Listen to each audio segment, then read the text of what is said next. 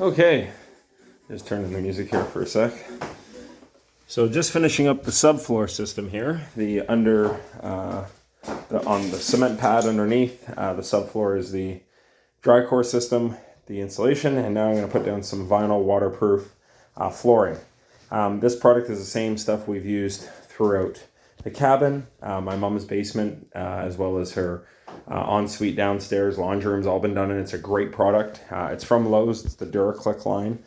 It's usually around $4.49 or $3.99 a square foot. It's a fairly expensive vinyl product, but you can find it on sale for $1.99. It goes on sale a few times a year, and I bought it a few times at that price. I managed to get quite a bit of it secondhand, so new secondhand. It hadn't been installed yet, but I saved quite a bit of money buying it off of a contractor who was sitting on around 800 square feet. So it's been enough to do a lot of the projects at my house. I did it in my kitchen as well. Anyway, long story short, going to slap this system down. It is scoring. You score it and you snap it. So there's no saw for this install. It is a pretty great product. It's thick, it's very heavy. The underlayment underneath, it has a sound absorbent as well as a cushion barrier, so there's no underlayment roll that you have to put down. It's all built in.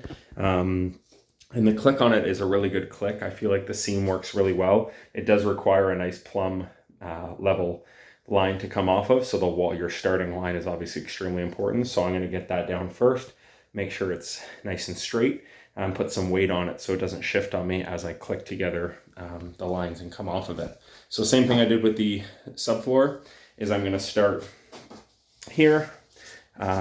Your click obviously stays out, and I'm just going to lay this down for now. There's not a lot of room underneath my walls because of how level the things are, but just enough that if I wanted to, I could slide it right to the end plate. I'm not going to. I'm just going to kind of leave it there for now. But more than enough room underneath him for expansion. And then it grows, obviously. You can see how the floor sits. But it is what it is, working off of an old structure. So I'm going to get that line started now. And yeah, that's the first time I've really seen the gray with the pine, aside from the rest of the cabin. So it's looking pretty good in here. I'm looking forward to it. But yeah, it's a thick plank as well. Goes together pretty quick. So I'm going to try and get it going. Can't think of what else I was going to say. That's about it. It's got scratch resistant on it. So overall, it's just a pretty good product. So I would definitely recommend it. And the fact that you score it as well, you don't have to be getting the power tools out. Just use a square, make your mark nice and tight. That's the hardest thing to do.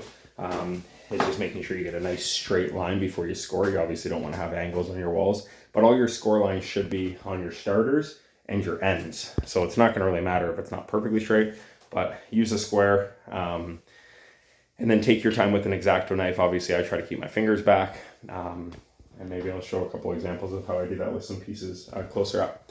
But yeah, thanks. Any questions or comments? Appreciate all the feedback and all the support.